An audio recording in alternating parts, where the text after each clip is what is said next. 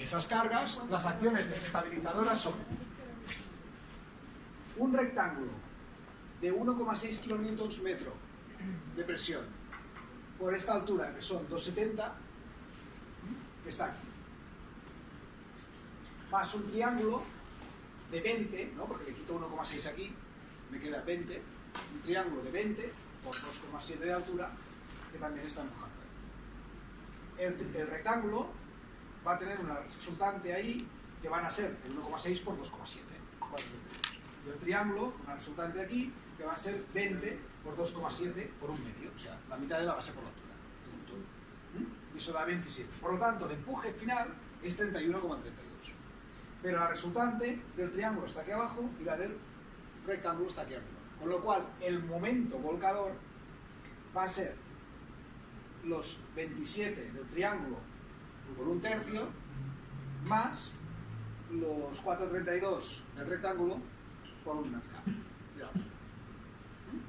Y eso nos da un momento volcador de 30,132. Con esto ya tengo las acciones desestabilizadoras. Tengo un empuje global de 3,132 toneladas y un momento efector de 3 toneladas metro. Ahí lo conté mal porque me he puesto bien. Ya me fijo. Ya lo veremos. Muy bien. ¿Y las acciones estabilizadoras? Pues las acciones estabilizadoras son todas estas. Tengo un peso de los distintos elementos y tengo un momento estabilizador contando la distancia de los pesos al punto de vuelco. En este caso tengo el fuste, que pues eran 0,4 por 2 por 25. Eso debe dar 20. 0,4 por 25 son 10, por 2 son 20. Vale. La zapata, que son 2 metros por 0,7, son 1,4 por 25 kilonewtons metro cúbico, son 25 por 10, que son 25 por 1, que son 25, más 25 por 0,4, que son 10. Por lo tanto, 35. ¿Vale? Y así el resto. El terreno que hay aquí encima, pues hay 0,4 metros de terreno. Hay 0,4 metros por 2 metros de alto. ¿De acuerdo? Eso son 0,4 por 2 por 19 kilonewtons, que es el peso que pesa ese terreno. Pues eso, 15,2. La sobrecarga, hay 4 kilonewtons metro, pero solo cuentan 40 centímetros, que están en la vertical aquí. 4 por 0,4, 1,6 kilonewtons globales. ¿Sí? Por cada metro de terreno me tocan 4. Por estos 0,4 de aquí, que hay aquí encima, que son los que voy a contar, ¿cuánto tengo? 4 por 0,4. Solo tengo 1,6 kilonewtons que voy a contar para compensar. Estoy por el lado de la seguridad, pero bueno, estamos hablando de riesgo. ¿Alguien está seguro que este de aquí va a compensar? Yo no. Pues, ¿y este? Yo sí. Pues ese. ¿Vale? 1,6. Y luego están estos 4 que están por 1,2, por lo tanto van a ser 4,8. Y luego están estos 3 que son 3. Por lo tanto, si sumo todas las fuerzas que hay ahí, pues tengo los 20, los 35, 15,2, el 1,6, el 3, los 4,8. Y tengo 79,6 kilonewtons. Es decir, unas 8 toneladas pesa toda la broma. ¿Vale? 8 toneladas y tengo una acción horizontal de, hemos dicho, 3 toneladas como 1. Esto es el coeficiente de seguridad al deslizamiento, letras en inglés, ¿vale? Y nos da la normal, es decir, toda la reacción por el coeficiente de rozamiento, que es la tangente del ángulo, dividido entre 31 y 32, que es esto, es decir, estoy comprobando cuál es mayor, ¿no? Cuántas veces es mayor el rozamiento posible que el empuje posible. Y es 1,40. Eso significa que este muro, en principio, puede deslizar. ¿Vale? Pues, a ver quién lo iba a decir. Para 2 metros de altura de tierras, ¿creéis que una zapata de 2 metros por 70 de canto es suficiente? Pues no. En este caso. ¿Y quién lo iba a decir, no? Parece una zapata, un zapatón. El problema que tiene esta zapata es que pesa poco. Con lo cual, lo que habría que hacer es darle más talón. Más talón. Lo que pasa es que, claro, más talón es más caro, porque precisamente el talón te implica excavar. Exactamente. Si le das más talón, más tierras que tienes que excavar, más gravas que tienes que poner después. Claro, eso, oh, yo no quiero. Bueno, pues le ponemos puntera, pero a lo mejor por cada 10 centímetros de talón que tengamos que poner, necesitamos 50 de puntera para tener el mismo efecto. ¿Qué es una puntera? La puntera es la parte de adelante. Ah, ok. La zapata, sí. El apoyo del pie. Sí, la zapata, mira. Hace poco, ¿eh? Claro, Sí. no memoriza las cosas así al instante, ¿no? Pero la puntera es la parte de zapata que está hacia adelante y el talón la que está para atrás. ¿Vale? Si creces talón, tienes la ventaja de que vas ganando pesos de tierra sobre tu zapata, con lo cual esto es como aquello de los libros que dijimos el otro día, ¿no? Que si lo pones con el libro por aquí y es fácil que tumbe, pero si le pones el libro encima, entonces el propio peso estabiliza. Vale. Adiós. Muy bien, pues entonces con esto puedo sacar, si tengo además las distancias de cada una de estos pesos al punto de vuelco, puedo encontrar el movimiento estabilizador. Por ejemplo, la zapata que hace 2 metros, la resultante está a 1 metro. ¿Sí? Sí. El muro que está aquí está a 1,2 más la mitad de 0,4, a 1,4. Y el 3 también está a 1,4 del punto de vuelco. Esos son momentos estabilizadores. Las fuerzas que he calculado antes por la distancia al punto de vuelco. El terreno y la sobrecarga de ahí atrás están a 1,2 más 0,4 más la mitad del talón. Están a 1,8 del punto de vuelco. Y esto de aquí está a 0,6 del punto de vuelco. Con lo cual, yo me hago esta tabla, este está, hemos dicho 1,4, este a 1, a 1,8 y 1,8, 1,4, 0,6. Multiplico y tengo los momentos estabilizadores. El momento estabilizador total es este. El momento de vuelco total es este. Por lo tanto, divido uno por el otro, es el coeficiente. El momento estabilizador es 3,3 veces, ¿no? el momento de vuelco, cuando la norma me pide 2. Pues bien, aquí vamos bien. ¿Ves? Este muro, que cualquiera diría que está como sobredimensionado, que no haría falta que fuera tan grande, pues resulta que para vuelco evidentemente no hace falta que sea tan grande, pero para deslizamiento no es así. ¿Eh? No, en principio, una de las cosas que las normas no te dejan hacer es contar el pasivo delante. Claro. Porque además, claro, como delante es pasivo, el empuje es mucho mayor. ¿Sabéis? El pasivo es precisamente cuando el terreno se te está revelando porque tú le empujas, ¿no? Claro. Entonces aquí, este terreno de aquí se podría revelar, pero esto no es del todo cierto, porque normalmente ese terreno de ahí se ha movido o se ha removido para hacer la zapata. Y además, como no está confinado, cuando le empujas puede salir para arriba. Por lo tanto, que este terreno de ahí te pueda servir no está tan claro. Pepe Calavera dice que a partir de 50 centímetros, y si evidentemente aquí no empieza a haber un talud, porque claro, estas cosas también pasan, ¿no? Yo cuento el pasivo porque tal y no sé qué, y aquí hay un talud, dices, oye, que solo tienes este terreno, le empujas y se va. Entonces a partir de 50 centímetros se podría llegar a contar pasivo. Desde este punto de vista, el que es evidente es que si le colocas un tacón aquí, el terreno que hay aquí está presionado por la zapata, por lo cual este sí que es un terreno que realmente no se va a escapar, y por lo tanto ese sí que puede hacer pasivo. Bien, si no queda más remedio, hacer un tacón también se puede hacer. Puede ser efectivo. Alguna vez lo hemos hecho y tampoco es tan difícil. Imaginaos que esto es el terreno y esta es la zapata que está abierta. Pues sencillamente con una excavadora hay que excavar un poco más en medio y ya tienes el tacón. Hay que armarlo, obviamente, pero no es tampoco tan complicado de hacer. ¿Me explico, no? Para hacer la forma así. Esto es el terreno. Este es el hueco en que vas a hormigonar la zapata. Yo estoy en la base de la zapata. Si quieres hacer un tacón, lo que tienes que hacer es una zanja en el fondo de la zapata. Y entonces ya tienes esta forma.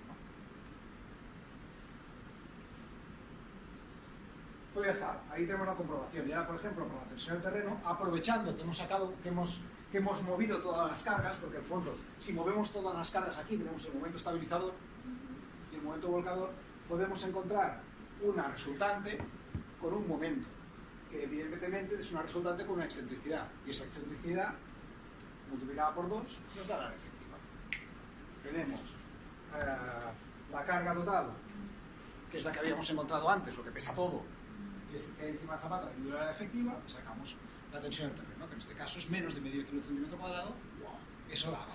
Es decir, este zapatón va justo por tensión, sobrado para vuelco, y no llega a deslizamiento. Eso puede ser. Bueno, ya pasa, ¿eh?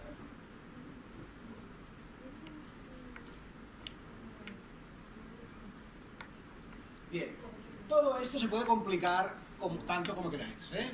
Evidentemente puedes tener un muro de contención con todos los empujes, aquellos que hemos visto antes, con un edificio ahí, con nivel freático, con 3 estratos, ¿vale? Todo puede pasar, ¿eh? Con ángulo que no sea vertical, pero al final es una estabilidad a deslizamiento, a movimiento o giro, más una comprobación estructural y una comprobación de terreno. Siempre va a ser lo mismo. El muro de sótano es distinto. O sea, cuando tenemos un edificio ahí, evidentemente se supone que vamos a tener una reacción en el forjado que nos va a ayudar, sobre todo, a no deslizar y a no volcar. ¿Cómo va a volcar, ¿no?, este muro si aquí tiene un forjado? Tendrás que volcar todo. Y eso es muy complicado. ¿Y cómo va a deslizar esto si aquí tiene un forjado? Pues tendrás que deslizar todo. Puede ser, pero es muy complicado.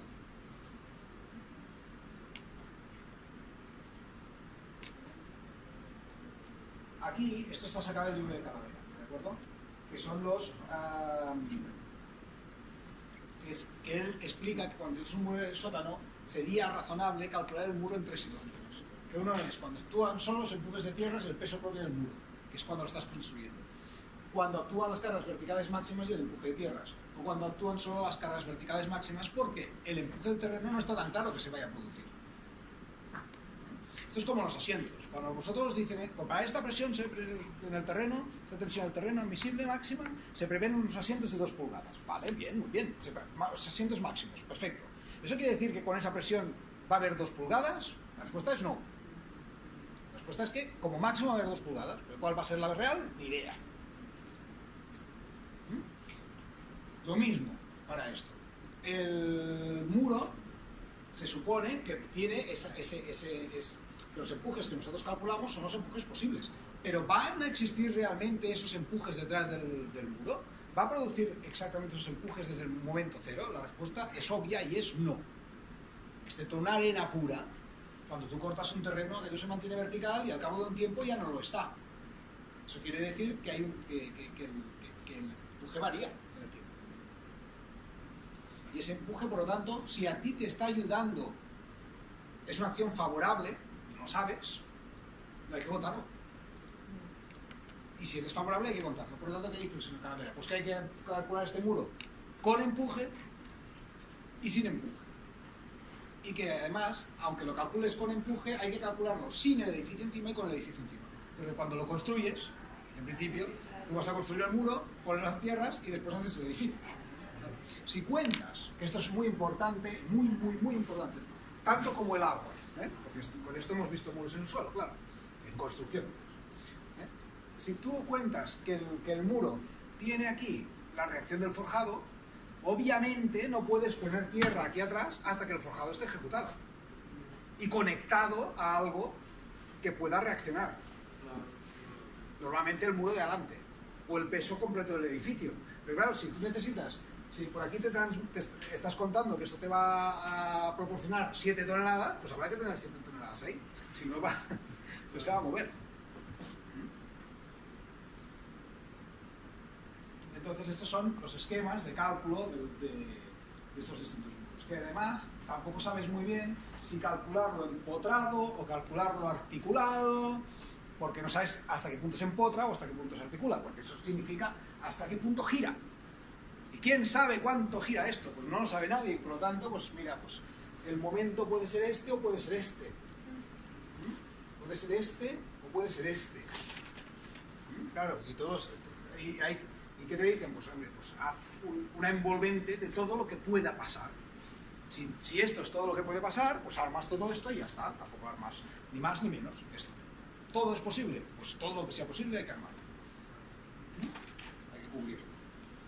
¿Vale? Pues ahí están todas estas cosas que tampoco al final, pensar que en un muro de contención, estos, para un sótano, por ejemplo, o dos, estos esfuerzos son relativamente pequeños, ¿eh? O sea, porque si tienes sótanos con la reacción del forjado, vas muy tranquilo. Además, un forjado no deja de ser un pilar de 1 metro de ancho cada metro.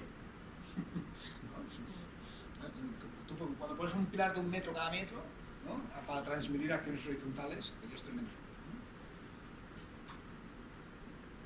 Aquí tenemos, por ejemplo, un muro de sótanos, pues cuáles son las posibilidades, teniendo en cuenta que abajo no sabemos si se va a encontrar o no. Pues entonces este será articulado a nivel de momentos y este será encontrado. Que en el fondo, este de aquí, pues cubrimos este momento atrás y cubrimos este momento adelante y nos quedamos tranquilos.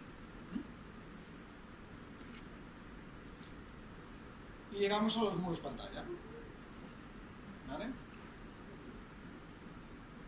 Un muro pantalla, todos habéis visto construir muros pantalla o algo así, o sabéis lo que son todos, ¿no?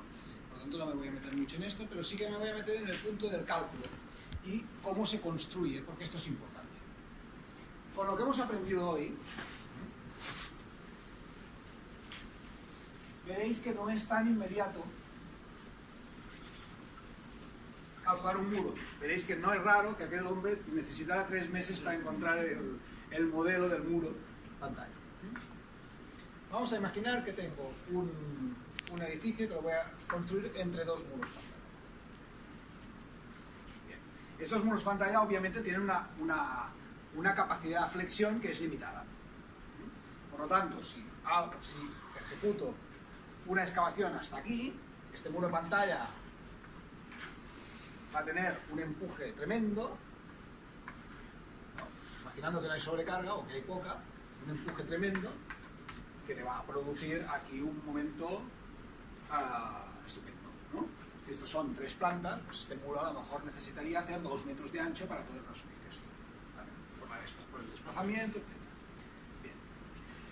Por varios motivos, por ese uno, pero otro, para controlar, porque claro, si el muro se mueve mucho, el terreno aquí se relaja, y si el terreno se relaja, cualquier carga que esté aquí, como por ejemplo el edificio del vecino, baja. Como dijo un chino, que no sé, un señor chino, doctor, pero no sé si era Chan, Chen, Chin o Chun, no lo sé, pero ya, pues es verdad, pues es uno de estos, ¿de acuerdo?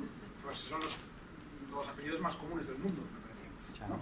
Además que todos son iguales, ¿no? Dices, es que además me confundo mucho porque mi amigo chino que vive en el segundo se llama Chen y claro, y este creo que no era Chen, pero era, claro, no lo sabes, ¿vale? Pero hay una formulación de este señor, de esta eminencia, que lo que dijo, que demostró que aproximadamente el desplazamiento, cuidado con esto, cuidado con esto, que un desplazamiento horizontal en coronación de una pantalla se traducía en un desplazamiento vertical que era el 75% del horizontal en coronación de la pantalla. Cuidado con esto. Esto es muy serio.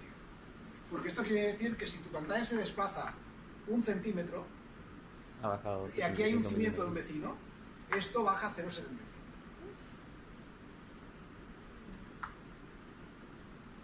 Y es una grieta así. Que asusta mucho. Con razón, además.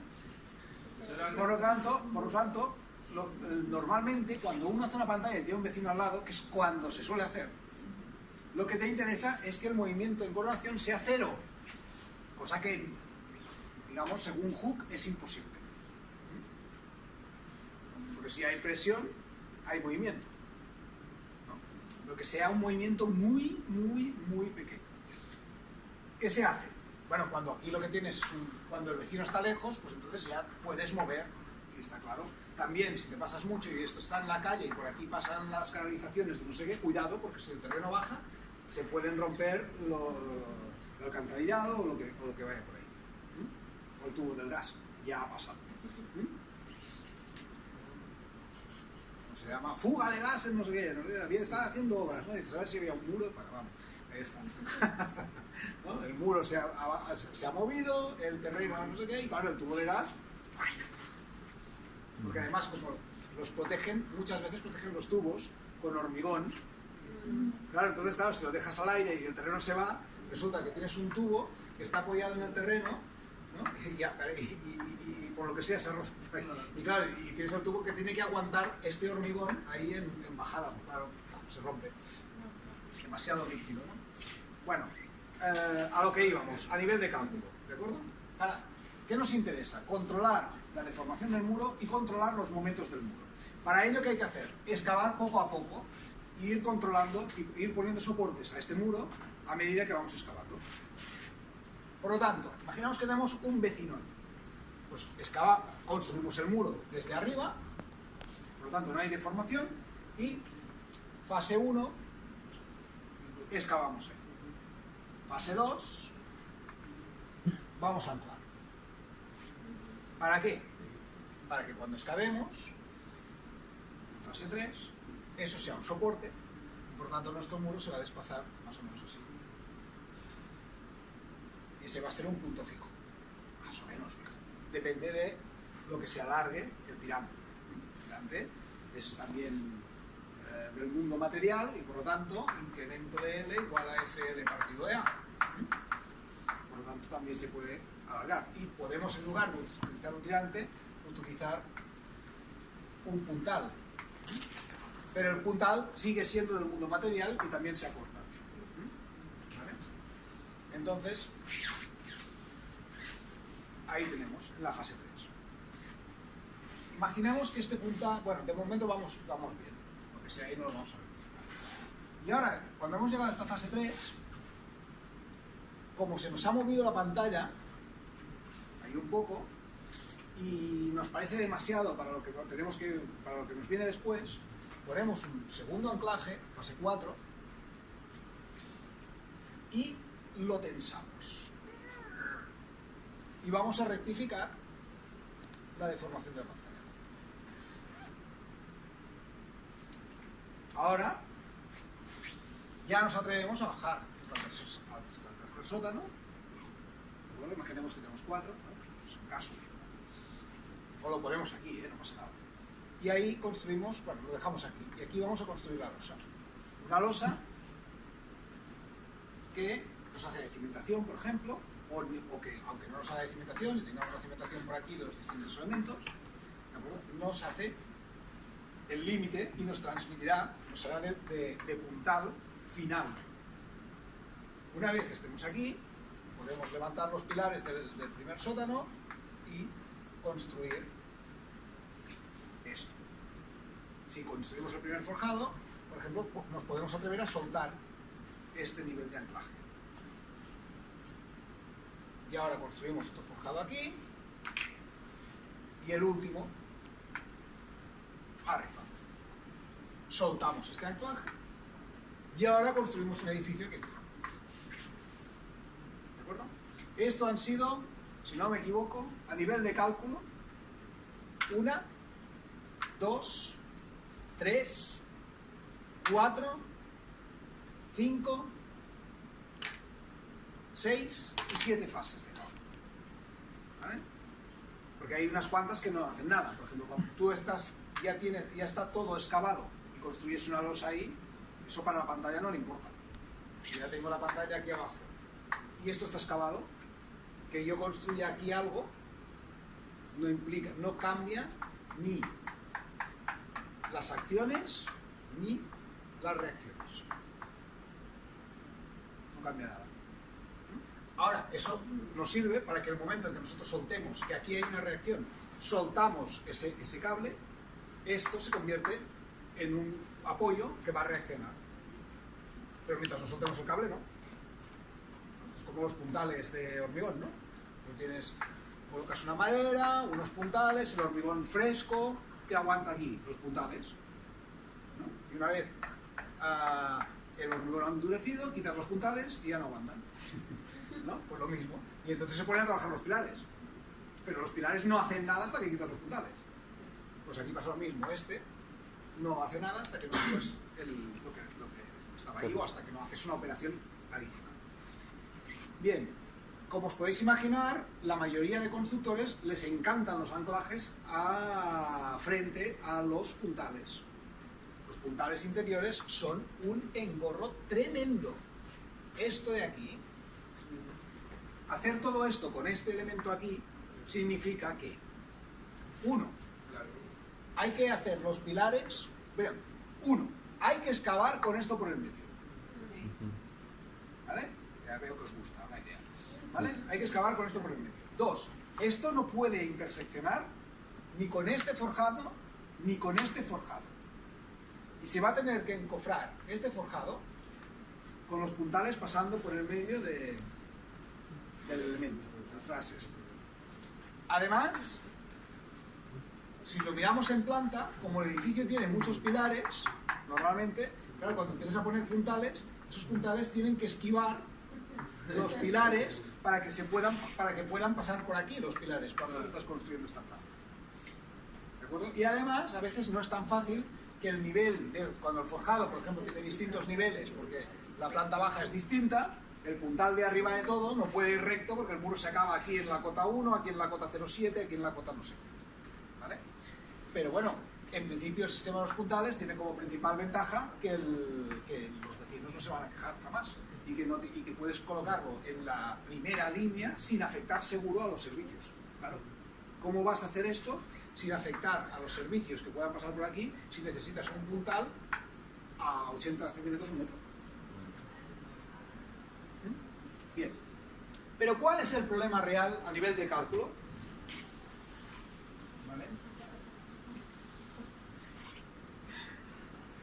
El problema real es que no tenemos ni idea de... La única fase que tenemos controlada va a ser la 1. Y a medias.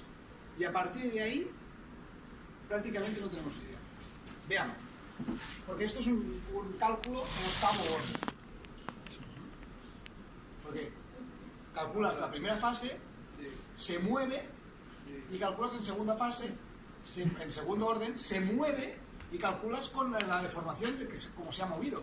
Y así sucesivamente. Por lo tanto, ahora voy a hacer de profesor que os da tranquilidad. Luego pero ya no vais a ver que es mentira todo esto, ¿no? Claro. Calculo la primera pantalla. Fase 1, la pantalla se mueve, más o menos así. ¿De acuerdo? Esa es la deformación de la pantalla. Y ahora coloco un puntal aquí. Un soporte. Que no va a ser así, sino que le voy a poner un muelle como soporte, porque claro, FL partido de A, ¿no? Por lo tanto, EA partido por L es la rigidez de mi puntal. Esta es la rigidez EA partido por L. Porque recordad que la rigidez era el desplazamiento, tenía que dar la fuerza en función del desplazamiento. ¿De acuerdo? Y esta es la rigidez. FL partido EA igual al desplazamiento. Por lo tanto, la rigidez es EA partido por L. La rigidez de un puntal, de un elemento a compresión. Esto no puede ser. Los elementos a flexión son más complicados porque depende de las diferentes uniones en los dos lados, que pueden ser 3 EI partido por L, 6 EI partido por L, 4 EI partido por L o cualquier cosa EI partido por L en función del semi-empotramiento que hay. Pero estamos más o menos, esto es la relación entre la fuerza y la elongación o en el momento, entre un momento y el giro. Bien, ¿dónde más estábamos? Aquí tenemos esto. Perfecto. Y ahora, con esta, a esta deformación, a esta pantalla, con esta deformación y con este, esto más o menos tiene un equilibrio, pero esperamos, que no os he explicado esto todavía y lo puedo explicar. Cuando realizamos esta excavación, lo que hay es un empuje activo aquí y hay un empuje pasivo que, claro, crece más porque el coeficiente de empuje pasivo es más alto. Al desplazarse el muro hacia adelante, el empuje pasivo se moviliza en esta parte del muro, mientras que el activo se moviliza en la parte de atrás porque el muro al moverse relaja el terreno. ¿De acuerdo? Esto es el equilibrio. Más o menos, para que esto tenga equilibrio, evidentemente esto nunca tiene equilibrio. Porque si la suma de fuerzas es igual, entonces la suma de momentos no es igual. Lo que se necesita es que por abajo hay un momento en que esto tira para atrás, entonces aquí se moviliza el pasivo, aquí se moviliza el activo. Sí, y así, y ahí sí que se produce un equilibrio para tener el momento. ¿Vale? Todo esto ya lo veis, ¿verdad? Todo. De acuerdo. Entonces, con este movimiento, claro, ¿cómo lo vamos a calcular esto? Pues bueno, por ejemplo, el método de Winkler, que es lo que hace el CIPE. El método de Winkler, el CIPE lo que hace es darle un muelle para el terreno con el coeficiente de balasto del terreno. Y con esto, el CIPE calcula cuál es la deformación de esto para que haya equilibrio. Y nos dice 5 milímetros.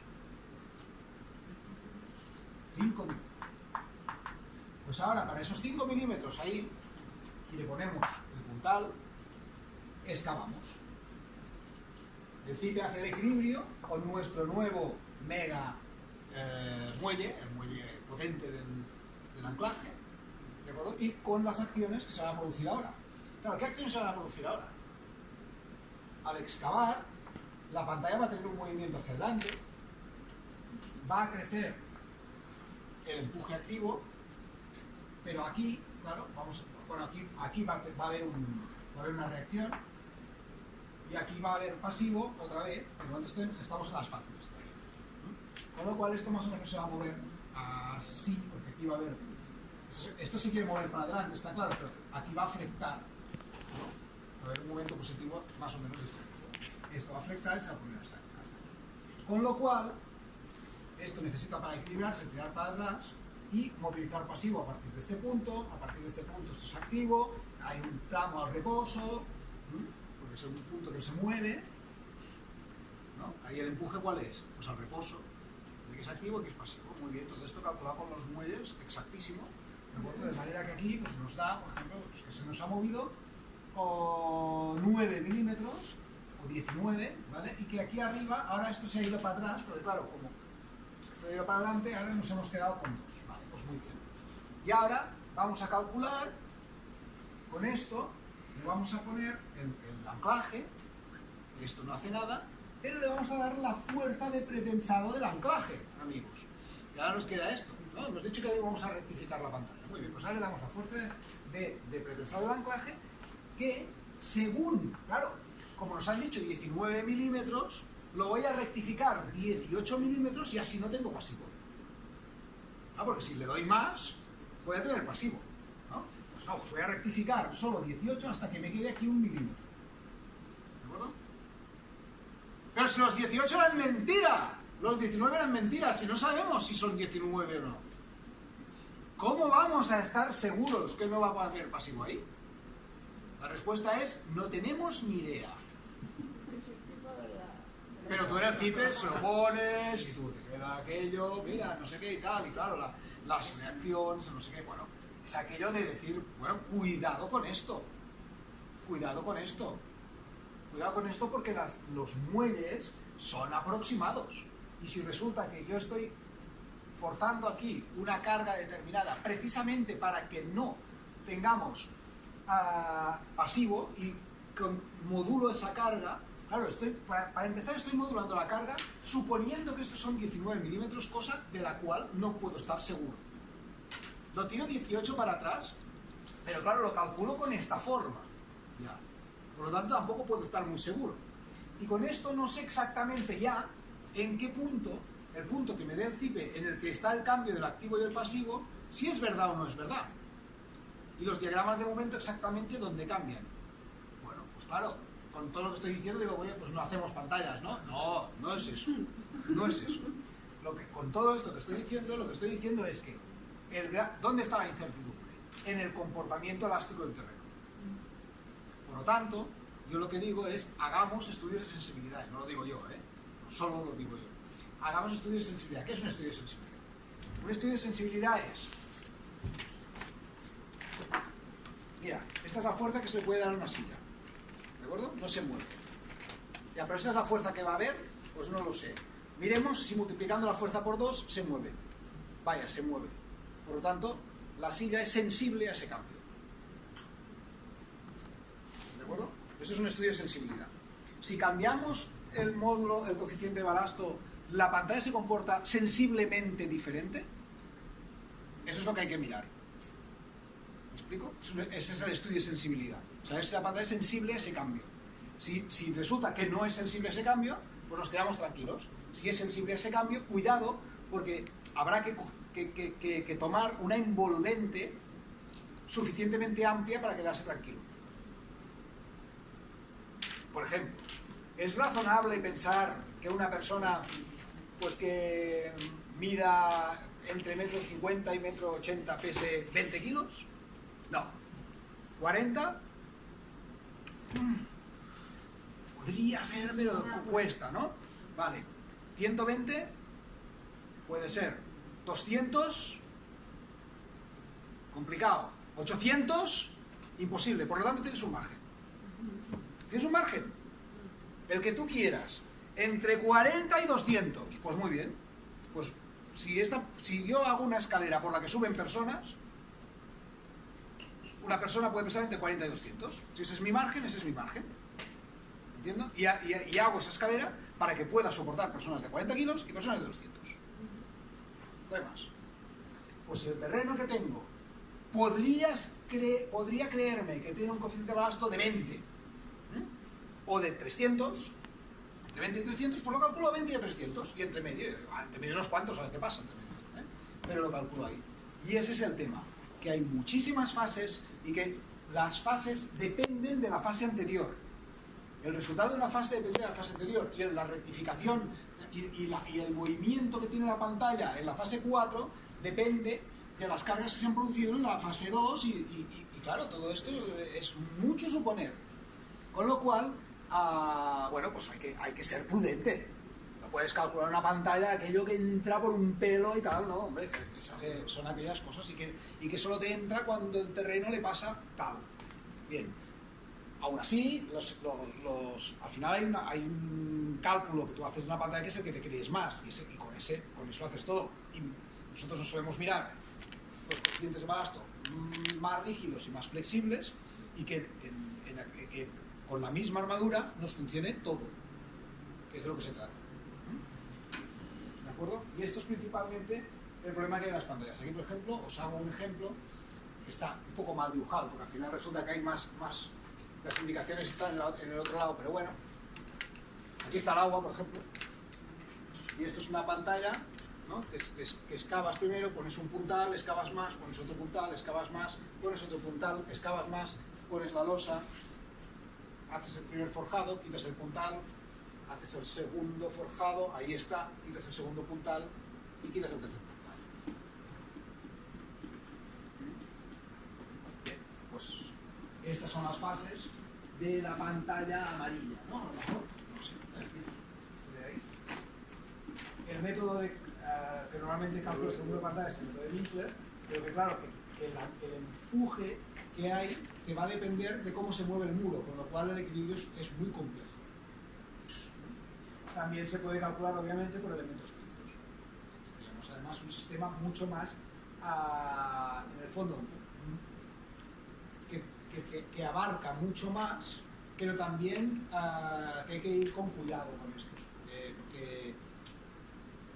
Porque, por ejemplo, recuerdo una vez que para calcular en la sala familiar tenían un problema con los modelos que tenían para el túnel, que era que según el ámbito